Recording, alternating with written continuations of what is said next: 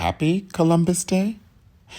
Christopher Columbus, previously believed to be an Italian from Genoa, was actually a Sephardic Jew from Western Europe, whom due to great anti-Semitic sentiments perpetrated an Italian Catholic identity, leaving clues to his original origin in his signature marking documents with the Hebrew letters Bet and He, which we know to stand for Bezrat Hashem, or with God's help. Today, DNA testing confirms his origin thusly. As a note of history, monarchs King Ferdinand II and Queen Isabella ordered Jews and Muslims to convert to Christianity or face exile. Both Muslims and Jews were expelled from Spain in 1492. Does that year ring a bell? He was a failed navigator.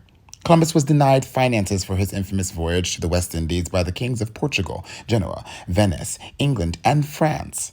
He was generally thought of as a fool by the populace of Europe of the day. This is largely because experts agreed that his calculations were incorrect and the voyage would take him much longer than he thought. Columbus's estimate of the Earth's circumference and the size of the oceans was significantly smaller than a generally accepted view at the time, and as we know, the generally accepted view was correct.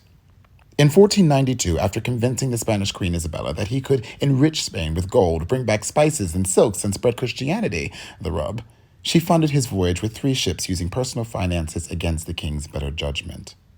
Columbus never made it to India, nor to the continent of North America. He did rather land in the West Indies, where he found rubber trees and Tanto people, which modern-day estimates number at a population of 30 million.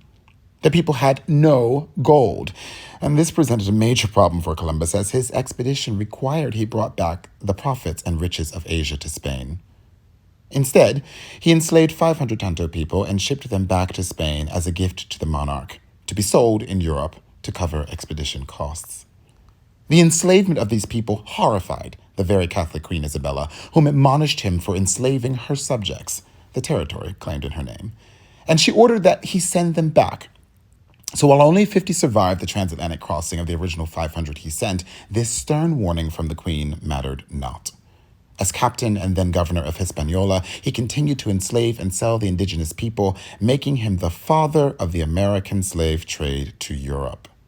By 1499, Columbus's governance of Hispaniola was considered so brutal, so tyrannical, that even European colonists complained to the monarchy about his mismanagement. A royal commissioner was dispatched to Hispaniola with warrant from the monarch to arrest Christopher Columbus in August of 1500, and they brought him back to Spain in chains. Christopher Columbus died in 1506. Happy Indigenous People Day.